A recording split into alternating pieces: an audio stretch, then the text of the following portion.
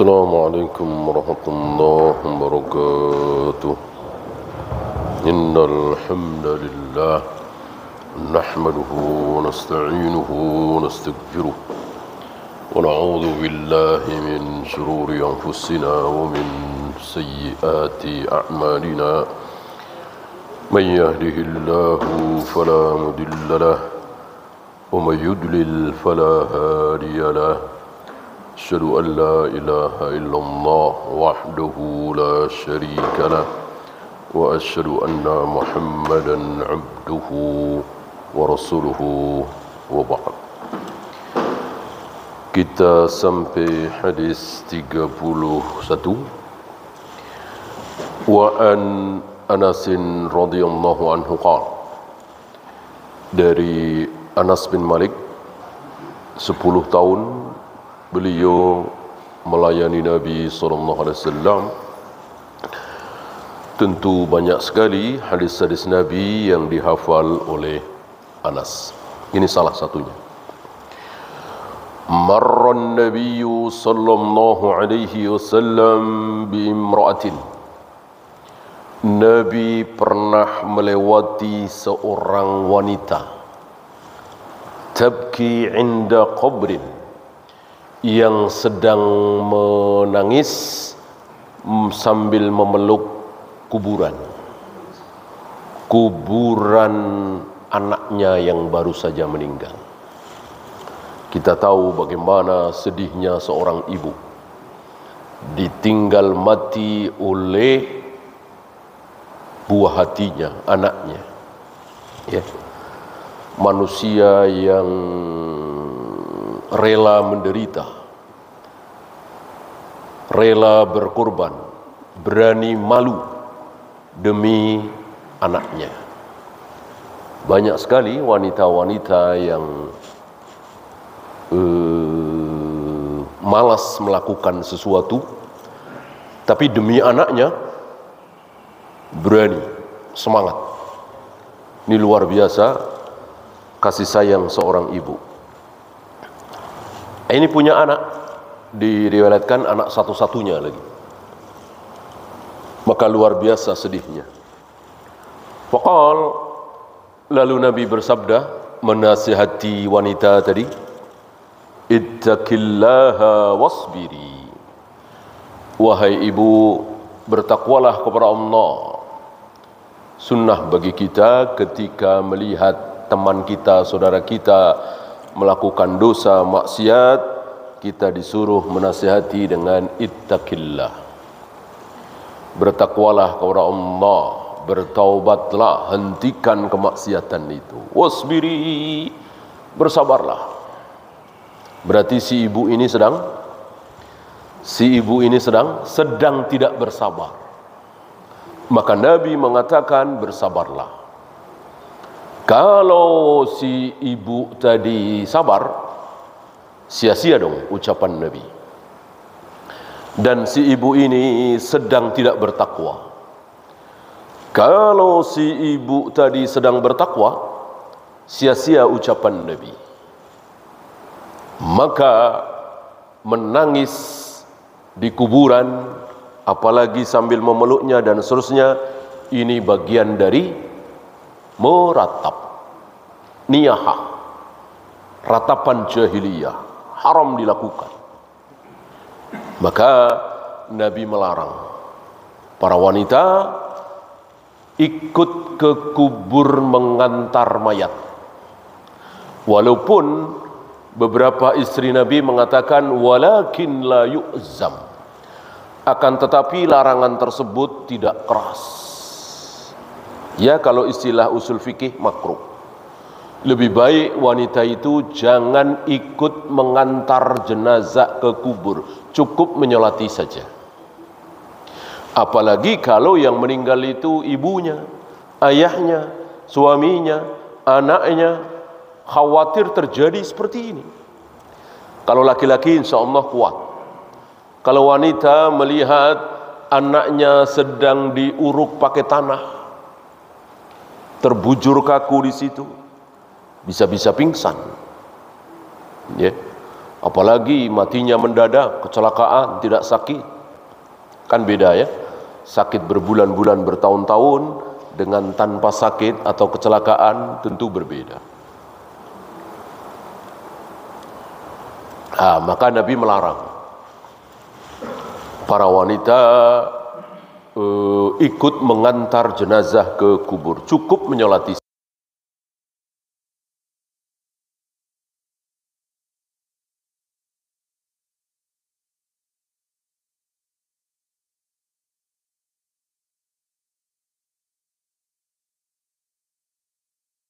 Allah mengutuk, melaknat wanita-wanita yang berziarah kubur. Hadis ini tidak sahih. Hadis ini tidak sahih. Kalau sahih berarti haram. Yang sahih adalah la'anallahu zawarat.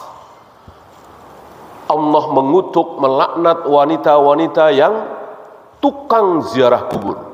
Hobinya ziarah kubur. Jadi sering sekali ziarah kubur, mungkin seminggu sekali, seminggu 2 kali, 3 kali. Ini yang dibenci, ini yang dilarang, ini yang dikutuk, dilaknat oleh Allah. Sekali-sekali, mungkin setahun sekali, setahun 2 kali. Ya. Dan ingat, ziarah kubur tidak boleh sambil ziarah kubur tidak boleh dengan safar. Safar itu apa? Keluar kota. Orang Bandung ziarah kubur di Jakarta, orang Jakarta ziarah kubur ke Surabaya, orang Surabaya ziarah kubur ke Makassar dan seterusnya, apalagi ke luar negeri. Ini haram, tidak boleh. Orang Jakarta ziarah di Jakarta, orang Surabaya ziarah di Surabaya, di kuburan terdekat. Yang penting pekuburan kaum muslimin. Karena tujuan utama ziarah kubur hanya litudzakkirul maut, agar kita ingat, sadar bahwa kita akan mati seperti mereka. Itu tujuan inti ziarah kubur, bukan mendoakan tiap hari. Kita doakan ayah kita, ibu kita saat kita sujud, saat kita qiyamul lail, saat antara adzan dan iqamah, saat kita berbuka puasa, saat hujan lebat, saat kita safar. Ini kan saat-saat di mana doa kita sangat didengar oleh Allah. Tidak harus datang ke kuburannya. Allah tidak bodoh.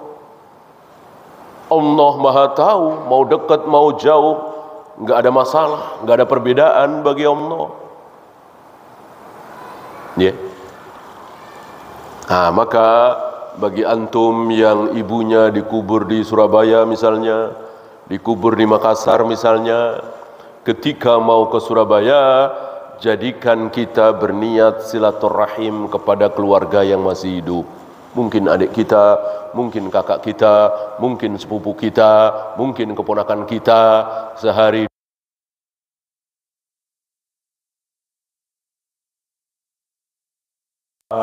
jangan jadikan ziarah kubur ke ibu kita, ayah kita itu tujuan utama.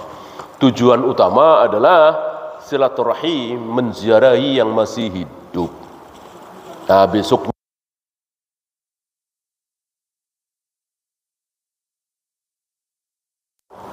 melihat orang Mesir datang ke Madinah, langsung ke kubur Nabi.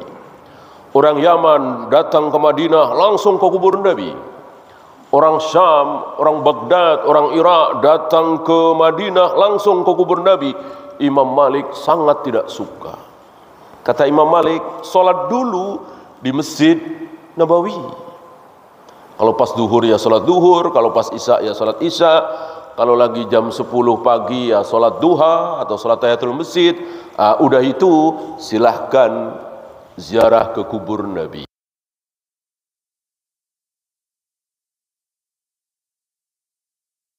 Nabawi, Masjid Nabawi, bukan kubur Nabi. Karena sekali lagi ziarah kubur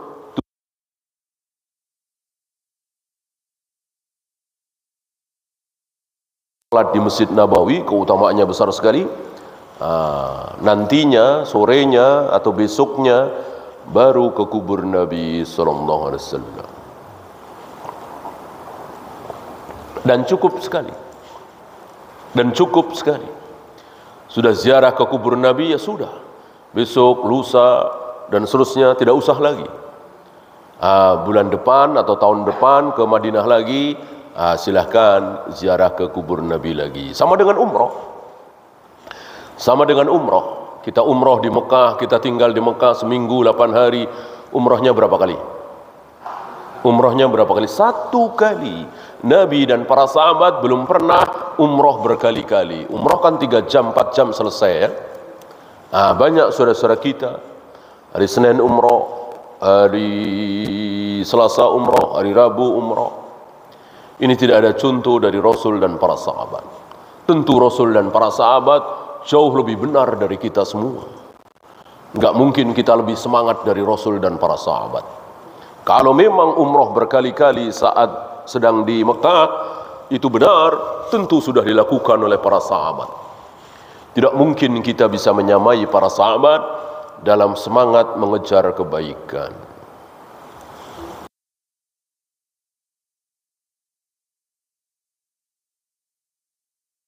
Sehati wanita ini, ittaqillaha wasbiri, bertakwalah engkau kepada Allah dan bersabarlah. Wanita ini menjawab, ilaika anni fa innaka lam tusab bi musibati. Pergi engkau dariku, engkau tidak merasakan musibah yang sedang aku rasakan.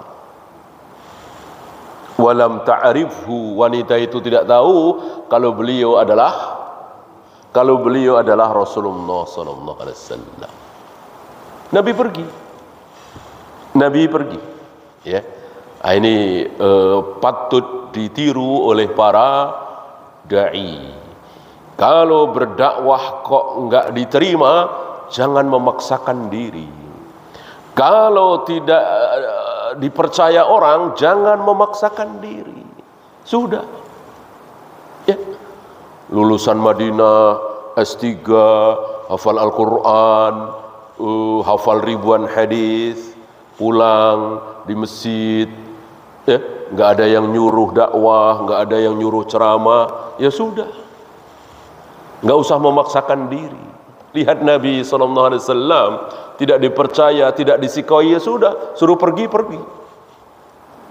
Ya, Nabi nggak bilang, Bu, Ibu nggak tahu saya Rasulullah loh, nggak begitu. Nabi nggak begitu, suruh pergi.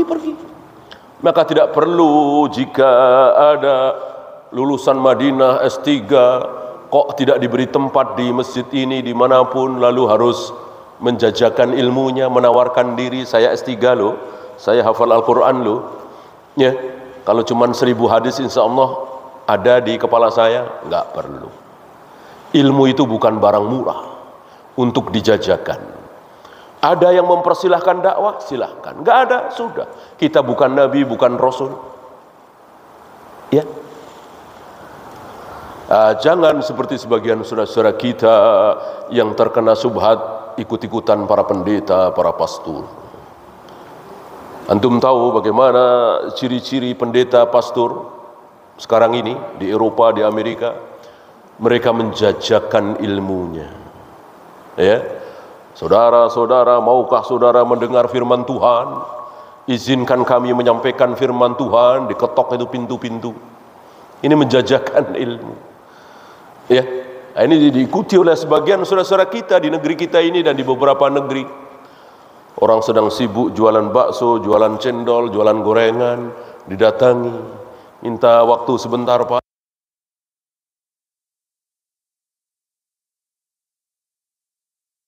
Ilmu itu tinggi ya.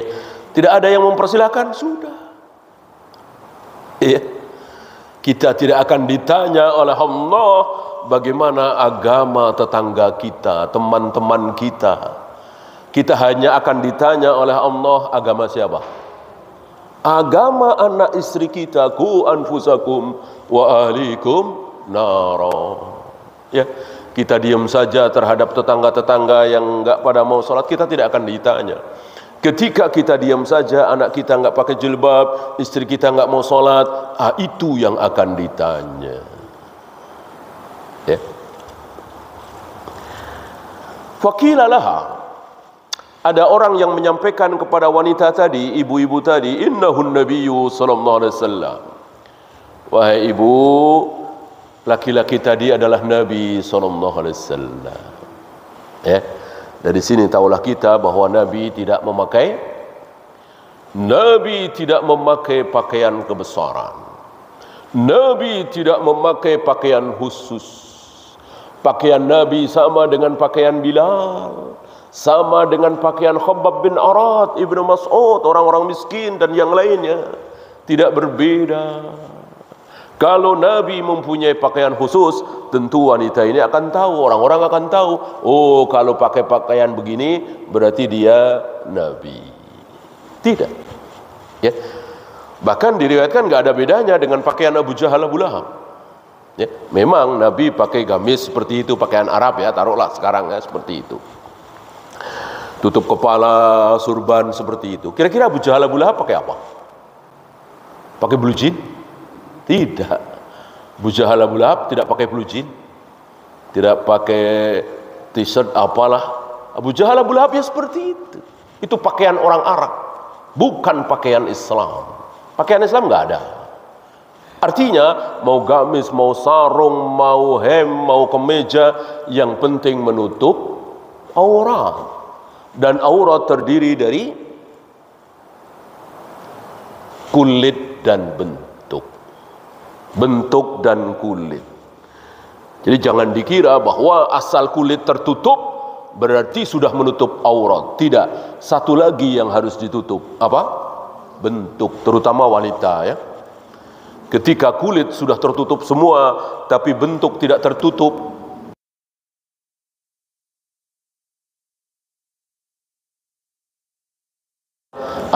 berarti belum menutup aurat. Ya. Seperti wanita yang apa itu, penari balet misalnya itu kan, kan kulitnya hampir ketutup semua, tetapi bentuknya tidak tertutup. Sudahkah dia menutup aurat? Belum. Maka pernah kita bahas waktu itu, hati-hati dengan terutama kaum ibu ya, kaum khususnya kaum ibu nih. Hati-hati dengan kaos kaki. Hati-hati dengan kaos kaki. Jangan mengira bahwa kaos kaki itu sudah bisa menutup aurat. Menutup kulit betul, menutup bentuk kan tidak. Ya, silahkan pakai kaos kaki, tapi jangan merasa bahwa ketika sudah pakai kaos kaki berarti sudah menutup aurat. Terutama ketika sholat ya. Terutama ketika sholat. Kan sholat harus menutup aurat. Aurat kulit dan bentuk. Maka jangan sampai wanita sholat sedang sujud terlihat bentuk kakinya. Maka para sahabiah kan tidak pakai kaos kaki. Tapi nyengser. Ya, nyengser. Dilebihkan sejengkal atau lebih ya, terutama ketika sholat. Atau seperti ibu-ibu, nenek-nenek zaman dulu ya kan, pakai mukena, itu jauh lebih aman. Atau pakai sarung ya sampai nyengser ke bawah ketika sholat, ini jauh lebih aman, bisa menutup aurat, sedangkan kaos kaki belum. Fa'atat baban Nabi sallallahu alaihi wasallam, lalu wanita ini mendatangi pintu Nabi, rumah Nabi. Falam tajid indahu bawabin, wanita ini agak aneh, kok tidak melihat rumah Nabi ada bawabnya, ada penjaga pintunya. Pikir wanita orang besar, pemimpin, tentu rumahnya dijaga. Ternyata tidak. Faqalat, ketika Nabi keluar menemui wanita ini memohon maaf pada Nabi sallallahu alaihi wasallam dengan mengatakan lam a'rifka. Mohon maaf ya Nabi, aku tidak mengenali engkau. Aku tidak tahu kalau yang aku usir tadi atau kemarin adalah engkau Rasulullah sallallahu alaihi wasallam. Insyaallah saya sekarang sabar, kira-kira begitu. Nabi bilang telat gitu. Innama sabru 'inda sadmatil ula. Sabar itu harus dari terpaan pertama, terpaan musibah pertama kali. Detik itu kita tahu anak kita satu-satunya meninggal lewat WA, lewat telepon. Detik itu kita harus mulai sabar, tidak boleh telat ya. Teriak-teriak dulu, histeris, nyobek-nyobek baju dulu, nyakar-nyakar pipi dulu, banting ini, banting itu. Sejam kemudian sabar. Ya, dia dosa sejam itu. Sabar itu tidak boleh telat. Jadi detik di mana kita tahu terkena musibah, detik itu kita harus langsung sabar. Tidak boleh telat. Kalau boleh telat berarti semua manusia sabar semua. Nggak ada yang nggak sabar kalau boleh telat, gitu ya. Seseorang yang tidak sabar memaki-maki Tuhannya, takdir tidak adil dan seterusnya, ketika anak satu-satunya mati, coba lihat setahun kemudian, 2 tahun kemudian, 3 tahun kemudian, apakah akan ngomong begitu terus? Insya Allah tidak. Lama-lama sadar, lama-lama hilang kesedihan itu, lama-lama lupa, ya kan? Kalau ada yang ngingetin atau yang ada yang nanya, baru inget, oh iya dulu saya punya anak meninggal. Ya, kalau boleh telat berarti tidak ada manusia yang tidak sabar. Semuanya sabar semua. Ya, tahulah kita dari sini bahwa sabar tidak boleh telat. Innamas sabru 'inda sadmatil ula. Sabar itu harus ada ketika terpaan musibah pertama kali.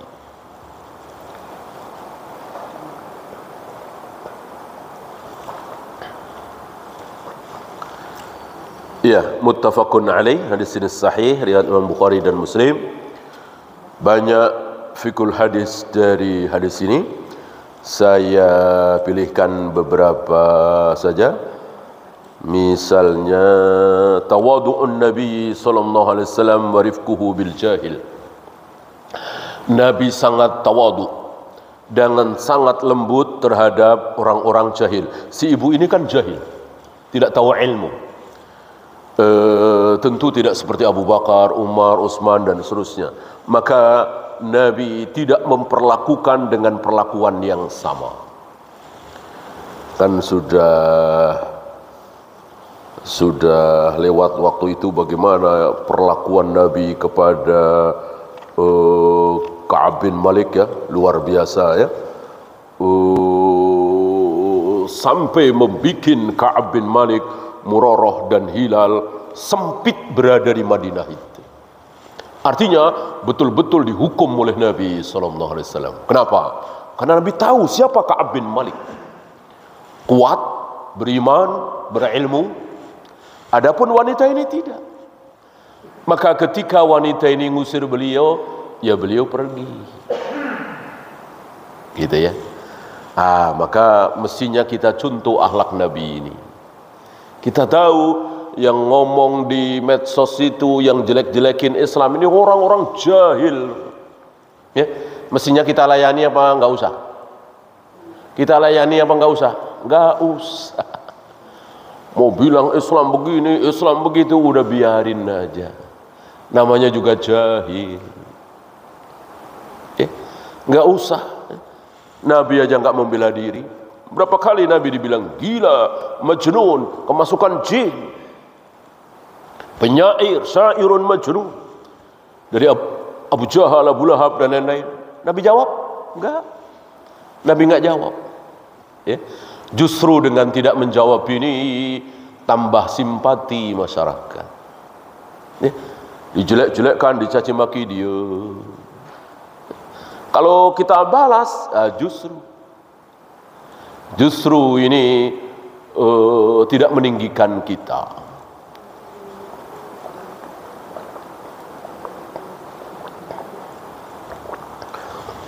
Apakah lagi hari ini orang-orang yang menggigit sunnah Nabi dengan gigi geraham luar biasa, cacian, makian, ini itu, sudah nggak usah dibalas, biarkan saja. Mulazamatul amri bil ma'rufi wan nahyi 'anil munkar. Terus menerus amar ma'ruf nahi munkar. Tentu ketika ada di depan kita, ya. Bukan seperti contoh tadi nyari-nyari, ya. Nggak usah nyari-nyari. Di depan kita misalnya ada yang melakukan hal yang tidak benar, ya kita sampaikan. Jangan begitu Pak, haram Pak. Ya, dengan bahasa yang bagus, yang sopan, tidak nyari-nyari.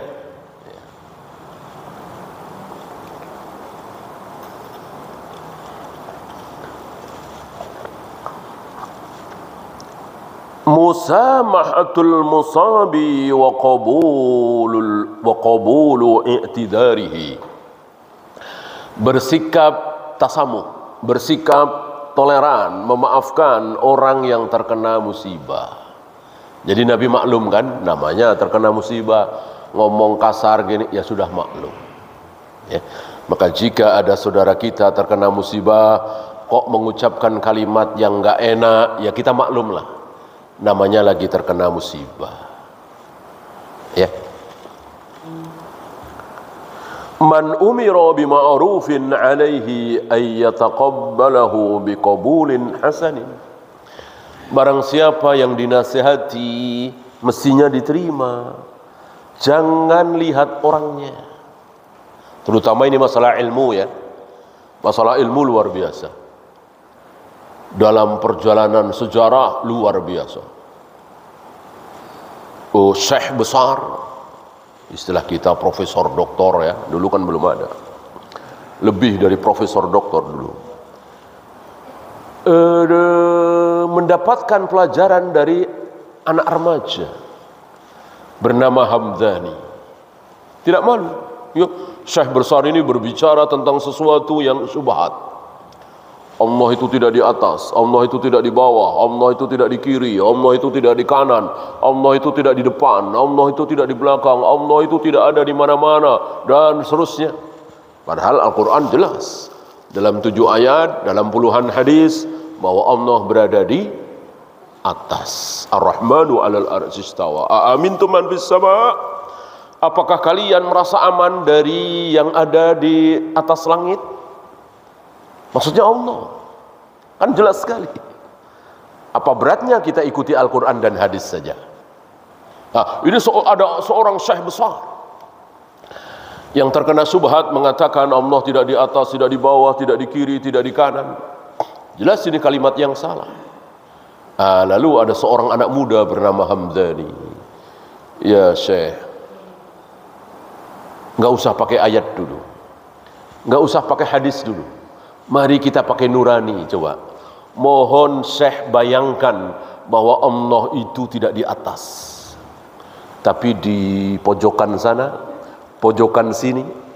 Ya, tolong bayangkan dengan nurani Anda bahwa Allah itu tidak di atas. Sanggupkah?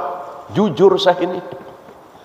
Jujur Syekh ini. Syekh ini terkena syubhat, tapi beliau jujur. Orang dahulu luar biasa, jujur-jujur, ya.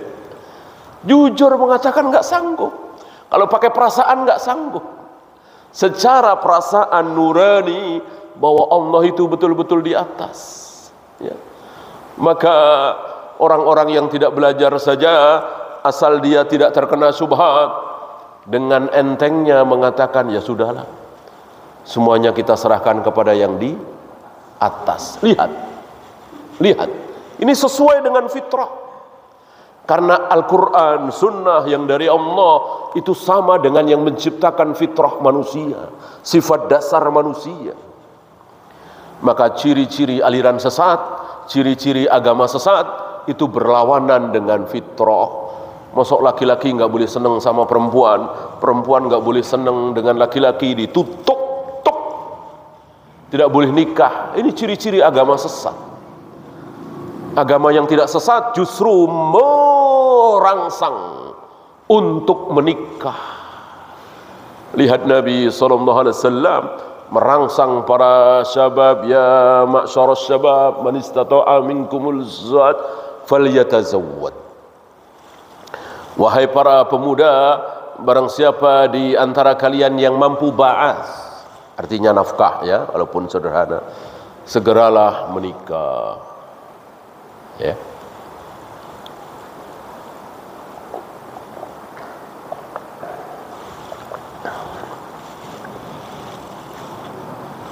Dan masih banyak contoh-contoh lain di mana ulama besar mengambil ilmu dari anak kemarin. Maksudnya 1-2 kasus ya. Karena kebenaran milik Allah dan Rasulnya, bukan milik ulama, bukan milik profesor, doktor. Artinya mentang-mentang ulama pasti benar semua, mentang-mentang Imam Syafi'i pasti benar semua, Imam Bukhari pasti benar semua. Tidak. Satu ketika pasti ada salahnya. Yang tidak mungkin salah hanya Nabi SAW, karena kesalahan beliau langsung ditegur oleh Allah, diluruskan oleh Allah. Apa istilahnya? Maksum. Hanya Nabi, hanya para Nabi, para Rasul yang maksum.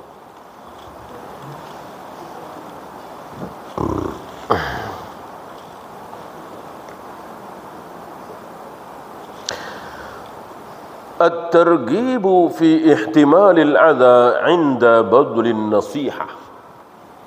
Siap menerima cacian, siap menerima cemoohan saat memberikan nasihat dakwah. Jadi ketika dakwah jangan siap menerima pujian, jangan siap menerima sanjungan, hadiah, gaji dan seterusnya, tapi siap dicaci maki. Gitu.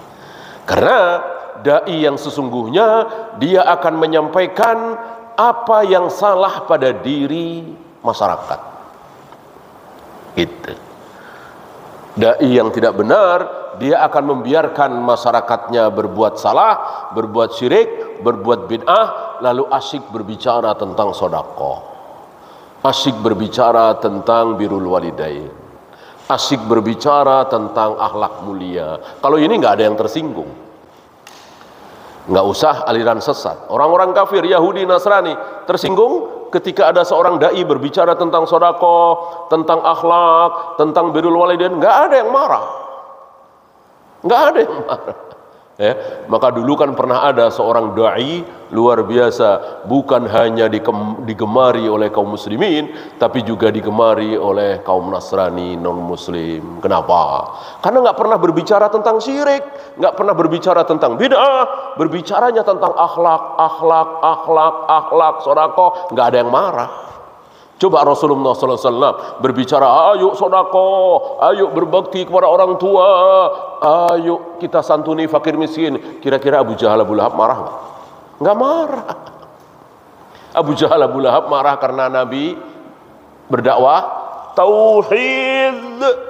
Tinggalkan sembahan-sembahan itu, sembah Allah satu-satunya. Siapa yang tidak menyembah Allah satu-satunya kekal di neraka selama-lamanya, kafir dia. Ini bikin marah Abu Jahal, Abu Lahab. Ya, satu-satunya agama yang akan diterima oleh Allah hanya Islam. Ya tentu non-muslim marah. Satu-satunya amalan yang akan diterima oleh Allah hanyalah amal yang mengikuti cara Rasulullah SAW. Yang beramal tidak mencontoh Rasulullah tentu marah. Nah, maka dai siap dimarahi, siap dicaci maki. Demi apa? Demi agar masyarakat kembali ke jalan yang benar, menyembah Allah satu-satunya, tidak berbuat syirik, mengikuti contoh Rasulullah SAW satu-satunya, tidak yang lain. Yang lain mencontohkan tapi Rasul dan para sahabat tidak mencontohkan, jangan. Imam Syafi'i enggak melakukan, Imam Malik enggak melakukan, Imam Bukhari enggak melakukan, tapi Rasul dan para sahabat melakukan, ikuti. Ya.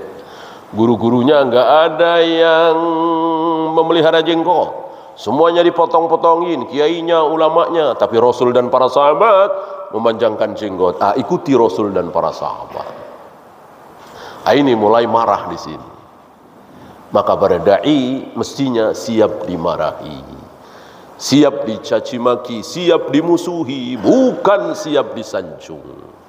Kalau siap disanjung, tepuk tangan, ya pelawak, bukan dai. Dai itu bukan penghibur. Ya. Dai tidak sedang menghibur masyarakat, tapi sedang mengobati. Sama seperti dokter. Dokter itu mengobati. Maka ucapan dokter, nasihat dokter, petunjuk dokter biasanya disenangin pasien apa tidak? Tidak. Nggak boleh makan santan dok ya? Nggak boleh. Kan nggak seneng pasiennya dengan. Nggak boleh seafood ya dok? Nggak boleh. Ya, cuman karena dia sadar bahwa ini menuju kepada kesehatan, ya terpaksa. Ya, nggak boleh udang dokter, nggak boleh. Kan nggak enak didengarnya.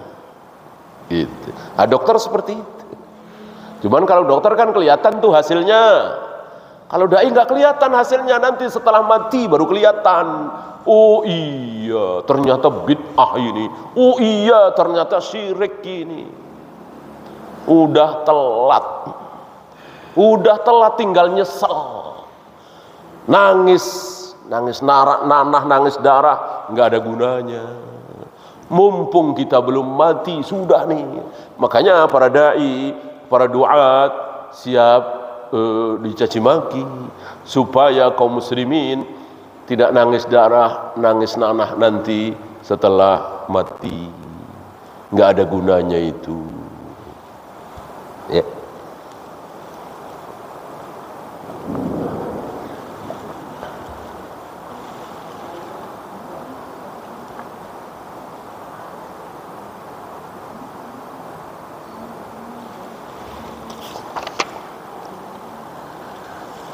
Ya, selanjutnya beliau membahas cukup panjang lebar tentang ziarah kubur. Ya, intinya ziarah kubur boleh bagi wanita. Yang tidak boleh tadi ya, mengantar mayat ke kubur. Ya. Beliau memberikan beberapa dalil bolehnya wanita berziarah kubur. Apa misal? Nabi mengajarkan kepada Aisyah doa zikir ketika ziarah kubur. Assalamualaikum ya ahlad diyar dan seterusnya. Di sini Nabi tidak menambah ini khusus bagi laki-laki ya. Kamu kan Aisyah perempuan, jangan amalkan ini. Enggak ada. Nabi enggak bilang seperti itu. Berarti wanita boleh ziarah kubur. Tapi sekali lagi jangan lupa sabda Nabi tadi, la'anallahu zawarat. Allah mengutuk, melaknat wanita-wanita yang hobinya ziarah kubur. La'anallahu zawaratil kubur. Ya, bukan zairatil kubur. Wanita yang ziarah kubur.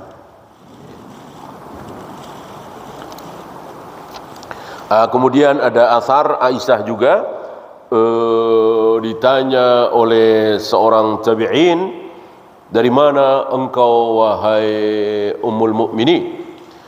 Dijawab oleh Aisyah, ini sepeninggal Nabi ya, aku pulang dari menziarahi abangku Abdurrahman bin Abu Bakar. Ya. Ya, itu saja. Ada pertanyaan, silahkan.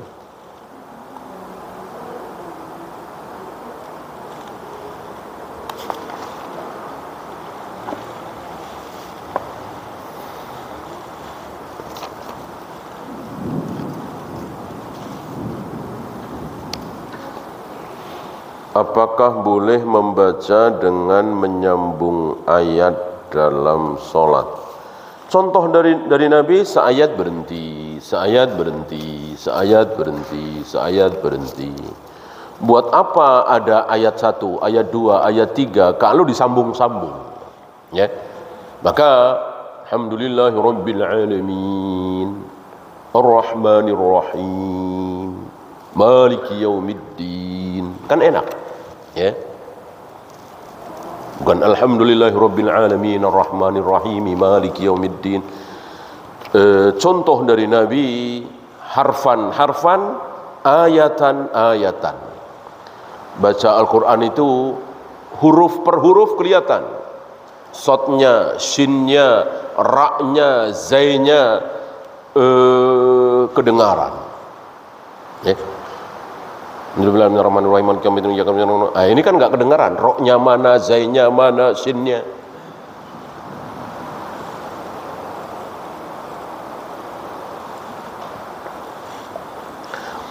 Apakah orang yang rusak dalam tauhid asma wa sifat berarti sesat? Jelas, sesat. Jangankan rusak tauhid asma wa sifat, rusak solatnya, rusak wudunya, rusak tayamumnya, sesat kan? Cuman ingat, sesat belum tentu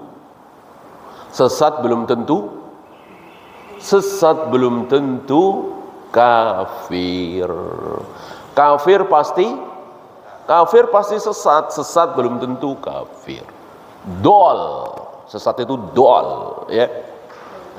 Apakah semua orang yang sesat pasti kafir? Belum tentu, ya. Salatnya salah, wudunya salah, ya sesat dia. Pelacur, germo, penjudi, pemabuk, sesat enggak? Sesat. Apakah mereka kafir? Belum. Kalau kafir pasti sesat. Yahudi sesat, Nasrani sesat, Buddha, Hindu, Konghucu, semuanya sesat. Ya. Maka kalau dikatakan ini aliran sesat, ya tentu belum tentu kafir. Ya. Aliran sesat dalam Islam ada berapa? 72. Kata Nabi SAW, Sataftariku ummati ala 73 firqatan. Kelak umatku akan pecah menjadi 73. Yang tidak sesat cuma satu, yang 72 yang sesat. Ya pasti satu lah. Nggak mungkin nggak sesat tapi kok 2, 3, ya nggak mungkin lah. Namanya benar itu pasti satu. Famada ba'dal haqqi illa dhalal. Di luar yang hak pasti sesat. Ya. Nah, yang satu itu siapa? Kalau nggak tahu bahaya.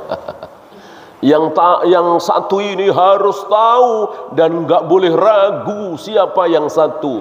Yang 72 bolehlah nggak tahu. Karena di zaman sahabat tentu nggak tahu Asy'ariyah itu apa, Maturidiyah itu apa, Mu'tazilah itu apa, ya. Kalau Khawarij tahu karena disabdakan oleh Nabi, kan. Kalau nggak tahu siapa yang satu ini kebangetan dan bahaya. Siapa yang satu itu? Ayo kita hitung.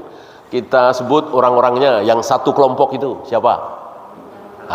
Rasulullah. Siapa lagi? Abu Bakar. Siapa lagi? Umar, Utsman, Ali, Zubair, Thalha, Hurairah, Aisyah. Bukan Imam Syafi'i ya. Bukan Imam Bukhari ya, bukan Imam Muslim. Mereka bisa iya, bisa tidak. Ya, artinya patokannya bukan Imam Syafi'i, Imam Bukhari. Imam Syafi'i, Imam Bukhari itu selamat karena apa? Mengikuti Rasul, Abu Bakar, Umar, Utsman, Ali, Zubair, begitu. Ya, maka nggak boleh kita mengatakan yang satu siapa? Imam Syafi'i, Imam Bukhari, ya. Yang langsung pertamanya Imam Syafi'i, Imam Bukhari, Imam Muslim. Luar biasa, berharap besar beliau-beliau ini masuk surga dan masuk kelompok yang satu. Kenapa? Karena mengikuti Rasul dan para sahabat. Mengikuti Rasul dan para sahabat. Maka seandainya dalam perjalanannya ada ucapan Imam Malik kok beda dengan ucapan Rasul dan para sahabat, ya tolak. Ya. Apa ada? Ada manusia. Kalau nggak ada ya Imam Malik jadi nabi dong, benar semua. Ya, maka para ulama mencatatkan kesalahan-kesalahan Imam Malik, kesalahan-kesalahan Abu Hanifah, Imam Hanafi, kesalahan-kesalahan bahkan ada beberapa sahabat yang salah, ya, karena menyelisihi mayoritas sahabat. Ya. Imam Malik kan pernah mengatakan puasa 6 hari di bulan Syawal itu nggak ada. Ya jelas ini salah. Imam Hanafi pernah mengatakan nikah tanpa wali nggak apa-apa, sah. Ya jelas ini salah. Orang berbeda dengan sabda Nabi. Nabi mengatakan man nakaha bi ghairi waliyin wa syahidai adlin fanikahuha batilun fanikahuha batilun fanikahuha batil. Barang siapa yang nikah tanpa 2 orang saksi dan tanpa wali, maka nikahnya batal, nikahnya batal, nikahnya batal. Mosok sabda Nabi ini kita tinggalkan hanya gara-gara Imam Hanafi mengatakan boleh, sah nikah tanpa wali. Ini kan aneh sekali. Aneh seaneh-anehnya. Oh, ada pendapat Imam Hanafi boleh itu. Ya Nabi kita siapa? Kan Rasulullah SAW, bukan Imam Hanafi. Imam Hanafi ulama besar, nggak ada seapa-apanya ilmu kita dibanding ilmu beliau, tapi beliau manusia. Pasti ada kesalahannya, yang salah jangan kita ikuti.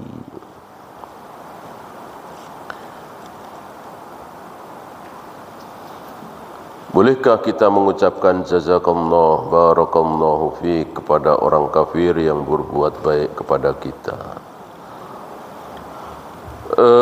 Butuh dalil ya. Saya tidak bisa menjawab. Kalau assalamualaikum kan pernah kita bahas ya. Kalau innalillahi tidak boleh. Jika ada yang meninggal, ada.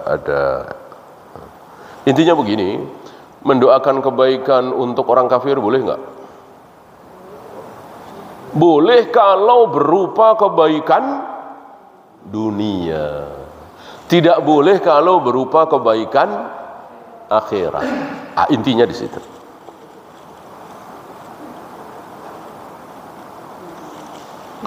Wallahu a'lam.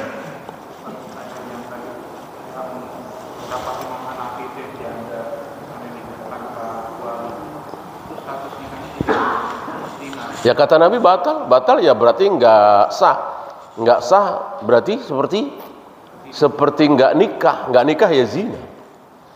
Seperti saya sholat subuh, sholatnya nggak sah, berarti saya persis seperti orang yang belum sholat subuh. Maka ketika Umar selesai sholat, sadar sholatnya nggak sah, lalu mandi, lalu sholat lagi. Karena sholatnya nggak sah, lupa belum mandi junub.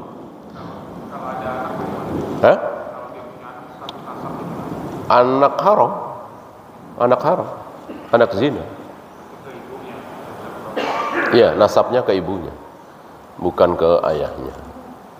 Kalau sadar baru punya anak satu, syukur-syukur belum punya anak, ya nikah lagi, cari walinya. Kalau walinya enggak, saya enggak mau menikahkan, saya enggak mau jadi wali, ya jangan memaksakan. Karena nikah itu enggak boleh terjadi kalau tanpa seizin wali.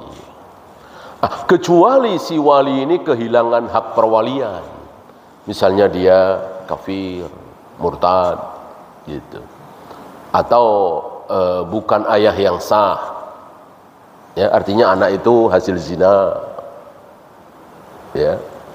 Atau dicabut perwaliannya oleh hakim, boleh. Ya. Misalnya laki perempuan mau nikah, bapaknya saya nggak setuju.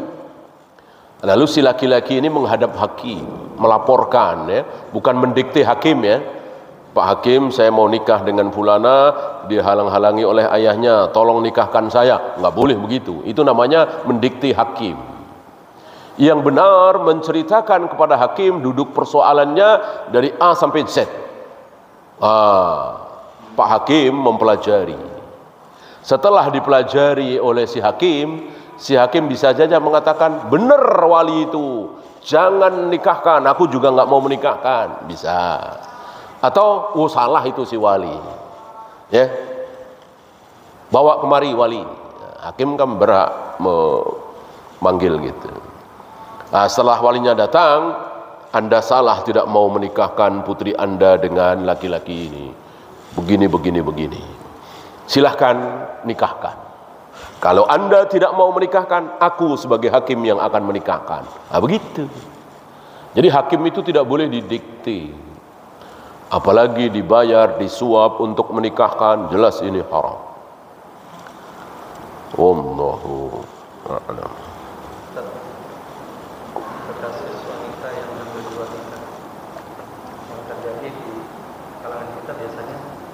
pada saat belum melahirkan akad kan? Apakah harus dinikahkan kembali pada saat bayinya lahir?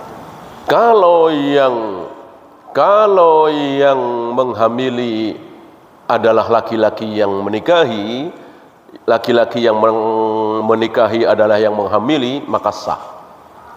Maka sah. Mana dalil? Ini pernah kejadian di zaman Abu Bakar dan terulang lagi di zaman Umar. Laki perempuan berzina, hamil, lalu dinikahkan di zaman Abu Bakar. Tentu setelah dicambuk ya. Cambukan umumnya tidak mati, karena kan bujang dan gadis. Tidak direjam sampai mati, enggak. Yang dirajam kan yang pernah nikah.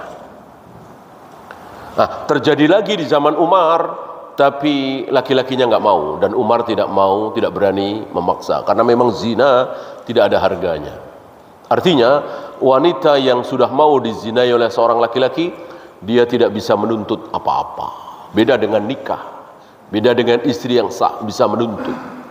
Ya, ini sampaikan kepada para wanita, terutama para remaja putri, agar semakin jauh dari zina.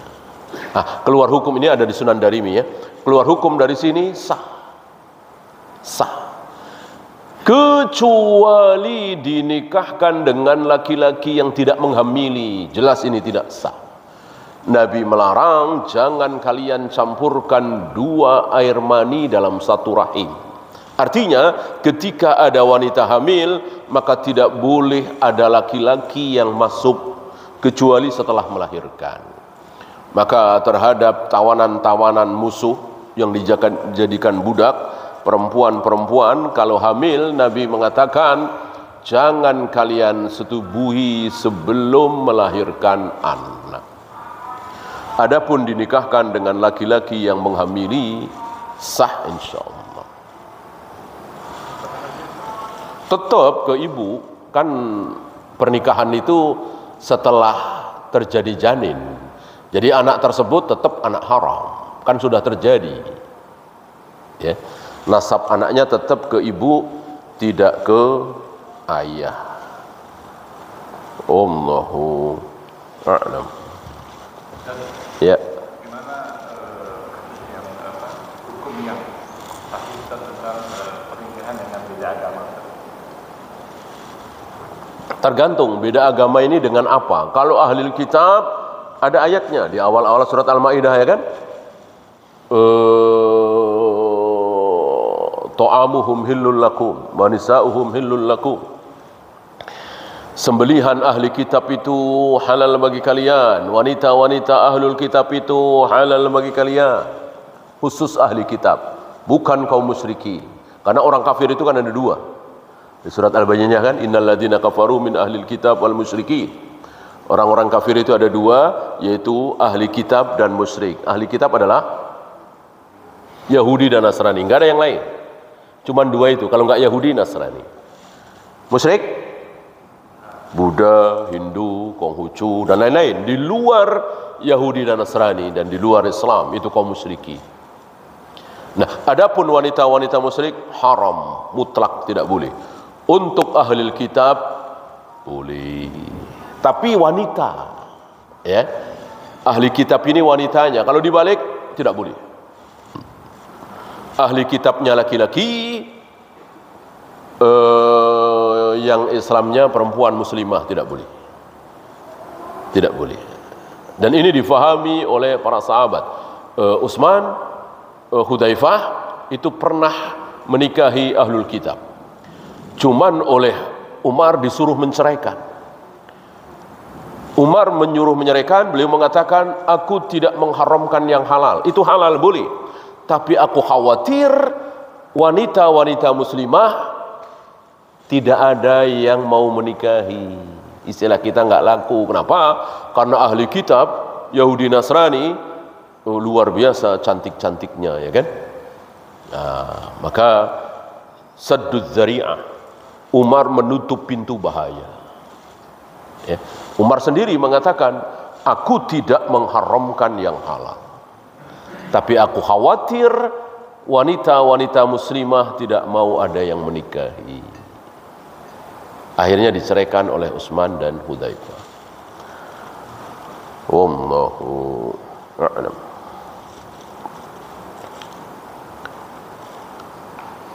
Habis, kalau habis kita akhiri. Subhanakallahumma bihamdika asyhadu an la ilaha illa anta astaghfiruka wa atubu ilaik. Assalamualaikum warahmatullahi